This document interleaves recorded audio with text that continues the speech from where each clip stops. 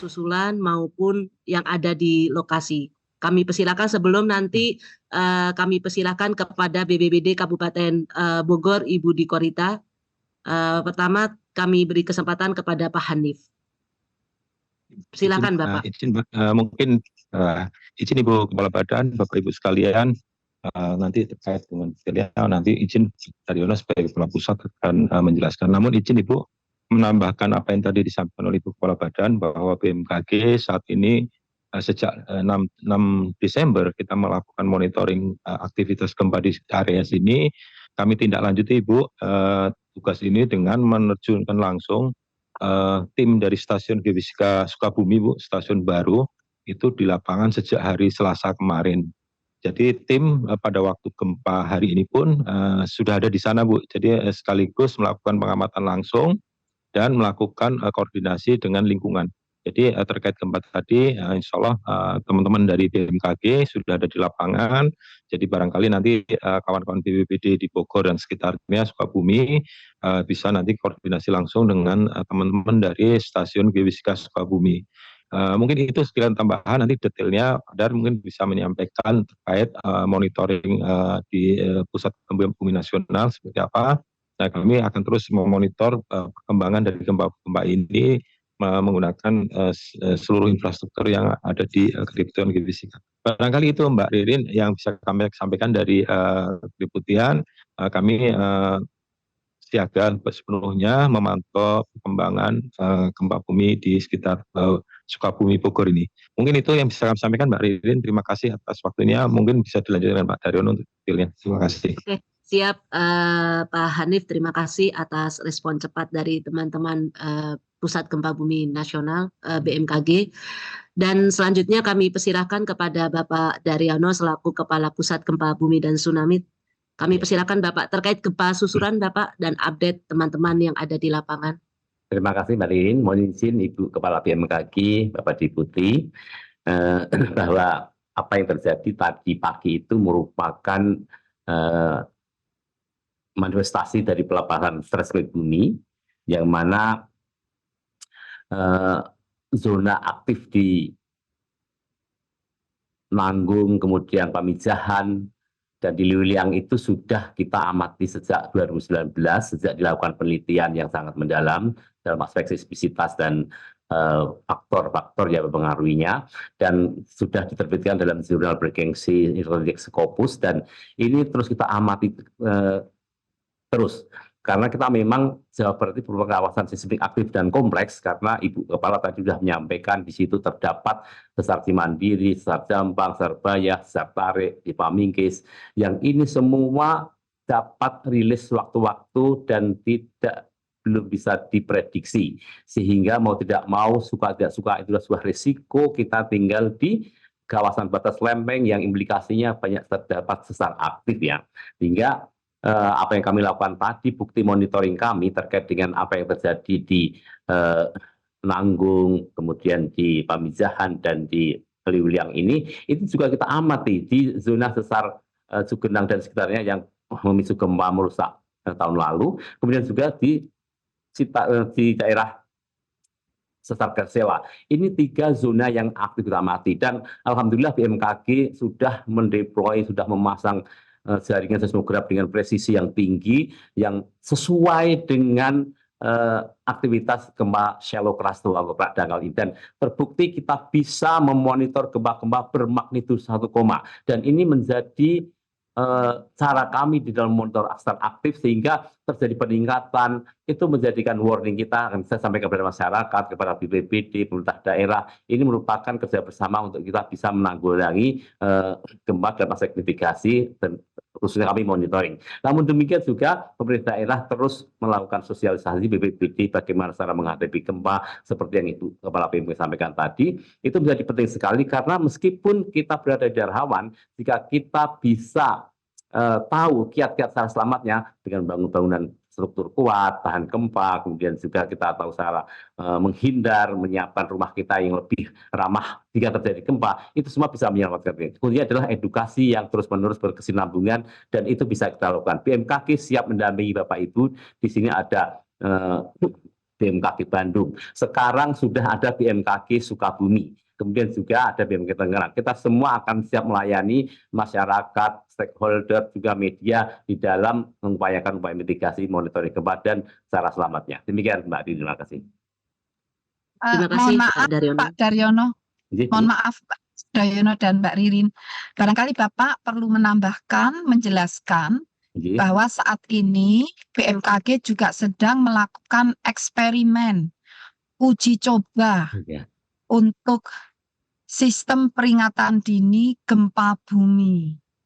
Nah, barangkali Bapak bisa menunjukkan sekilas Oke. bagaimana hasil uji coba tersebut yang terjadi pagi hari ini, sistem peringatan dini gempa bumi itu dengan kejadian gempa yang baru saja terjadi. Baik, Saya Ibu. persilakan ya Pak. Baik, Ibu. Ya.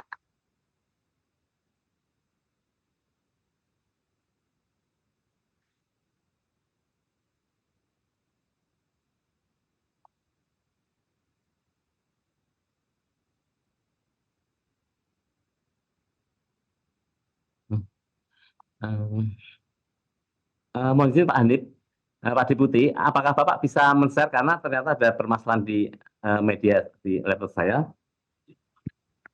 Sebentar. Ya. Sambil mungkin gini, saya Sarif dulu Pak. Ini. Mungkin sambil menunggu ya, sambil menunggu perlu Iya. dijelaskan kepada media bahwa BMKG ini sudah tahun keberapa ya? Tahun kedua kalau nggak salah ya, sedang melakukan uji coba eksperimen untuk sistem peringatan dini gempa bumi. Konsepnya adalah menggunakan selang waktu datangnya gelombang primer gempa bumi yang datang gelombang primer itu datangnya awal tapi tidak menimbulkan guncangan, lalu selang beberapa detik baru datang gelombang sekunder. Itu gelombang yang menimbulkan guncangan. Nah, sehingga dengan Izin Ibu, suaranya tidak jelas Ibu. memanfaatkan jeda waktu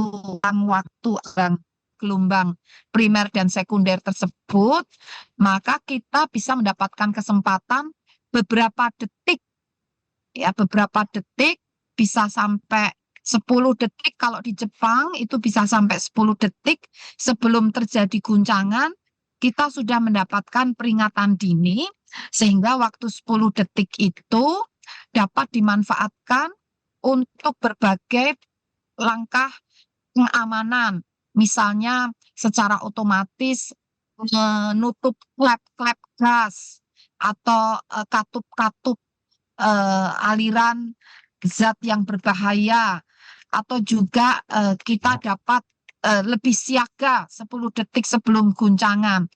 Nah, ini hasil eksperimen ini belum final, Aku ada dua. belum final. Pak Daryono, izin Pak Daryono. Belum final sehingga kami belum dapat mengoperasikan secara meluas, namun kami perlu melaporkan hasil pagi hari ini. Nampaknya ada hal yang akan disampaikan oleh Pak Daryono. Monggo Pak Daryono akan menyampaikan sesuatu. Saya persilakan, itu tayangannya sudah muncul. Dalam akan menyampaikan slide. Mbak Fauzi, tolong saya diberi share untuk share screen Udah Pak Dar. yang dari BMKG. Udah Pak Dar.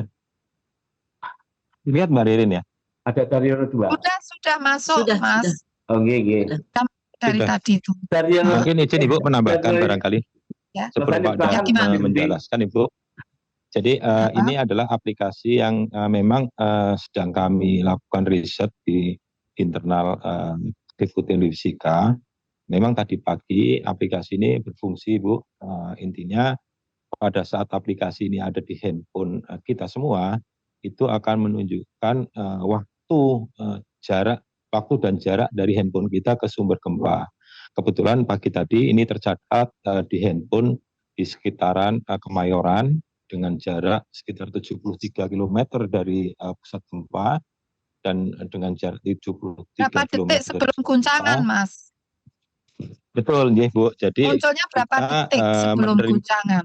6 detik, Ibu. Jadi kalau di 6 detik ya? Kemayoran kita merasa 6 detik setelah kejadian gempa itu kan gelombang EZ tercatat di handphone kita sekitar 6 detik. Jadi memang ini sedang kita kembangkan dan memang kami izin Ya. Bapak Ibu dari media massa belum kita rilis secara luas karena memang ini masih tahap riset dan cukup memberikan informasi yang bagi teman-teman di PGT. Barangkali monggo Pak Dar ditambahkan apa yang kita sedang Ya, artinya, kita lakukan kolaborasi ini.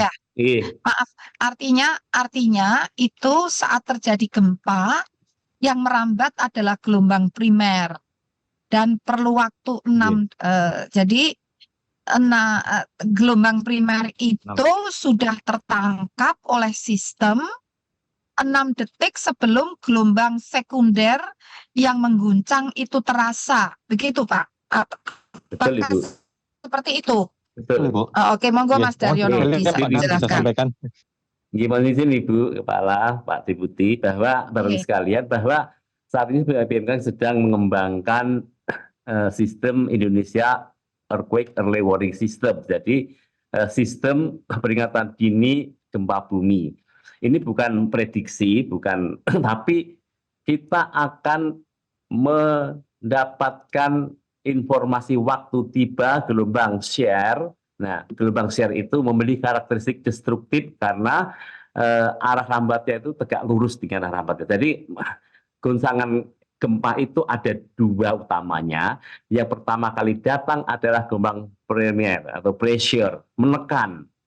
Kalau beberapa detik kemudian akan muncul gelombang shear, geser. Nah, 2 gelombang ini yang memiliki karakteristik destruktif, bisa merobohkan rumah, itu adalah gelombang shear yang datang beberapa detik setelah gelombang pressure. Gelombang shear atau sekunder, yang sekunder. premier itu primer atau pressure akibat gerakan. Ya pemirsa, barusan kita mendengarkan konferensi pers yang disampaikan oleh BMKG terkait dengan gempa yang terjadi di Kabupaten Sukabumi, Jawa Barat, di mana gempa tersebut dikonfirmasi yakni magnitudo 4,6 dan gempa tersebut terjadi pada pukul 6.35 waktu Indonesia Barat atau pagi tadi.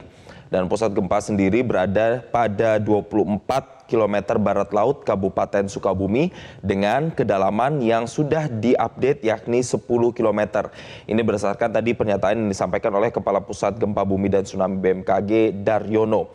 Adapun gempa yang tadi pagi ini terjadi berdurasi singkat, namun gempa tersebut terasa hingga ke wilayah Jabodetabek. Tapi sebelumnya pemirsa, sehari sebelumnya memang gempa juga sudah mengguncang Kabupaten Pangandaran, Jawa Barat yang juga berdekatan dengan Kabupaten Sukabumi dengan magnitudo 4,3 pada Rabu pukul 17.35 waktu Indonesia Barat. Dan Kepala Pusat Gempa Bumi dan Tsunami BMKG Daryono juga menyatakan bahwa gempa ini merupakan gempa bumi dangkal atau jenis gempa bumi dangkal yang diakibatkan aktivitas sesar lempeng bumi. Dan kemudian sejauh ini sampai dengan hari ini sudah ada 50 kali gempa di lokasi yang berdekatan dengan titik gempa yang ada di Sukabumi. Selain itu tadi pihak BMKG juga menyatakan menguji coba sistem peringatan dini gempa, namun uji coba sistem ini masih belum final. Dan nantinya cara kerjanya bahwa untuk sistem tersebut akan mendapatkan informasi ketika gelombang tiba, atau yang disebut sebagai gelombang primer atau gelombang pressure, dan kemudian beberapa detik setelahnya akan bisa mengindikasi lagi ketika ada gelombang shear atau gelombang sekunder yang dapat diidentifikasi beberapa detik setelah gelombang primer ini didapatkan sinyalnya, begitu pemirsa. Dan sampai dengan saat ini pihak BMKG sendiri masih belum memberikan keterangan informasi resmi bagaimana dampak dari gempa yang terjadi tadi pagi. Apakah ada korban jiwa, itu juga belum dikonfirmasi atau disampaikan oleh pihak BMKG. Namun di visual yang saat ini Anda saksikan di layar televisi adalah salah satu keadaan di salah satu rumah yang terdampak akibat gempa di Kabupaten Sukabumi, Jawa Barat yang juga sudah diupdate di akun resmi dari ex BMKG, di mana ada semacam runtuhan tembok atau dinding begitu pemirsa. Dan tadi bahkan ada juga di bagian teras di salah satu pojok rumah yang bahkan ini juga mengalami, nah ini gambarnya mengalami reruntuhan. Bahkan itu setengah dari dinding yang berdiri tersebut roboh begitu pemirsa. Dan sebagian atapnya juga terlihat roboh. Tapi kami masih belum bisa mengkonfirmasi bagaimana dengan jumlah korban, belum ada laporan resmi yang disampaikan oleh BMKG.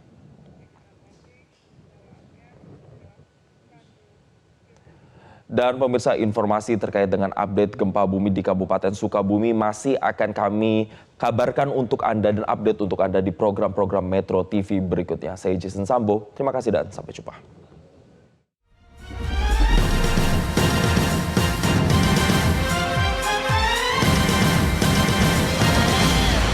Jelajahi cara baru mendapatkan informasi. Download Metro TV Extend sekarang.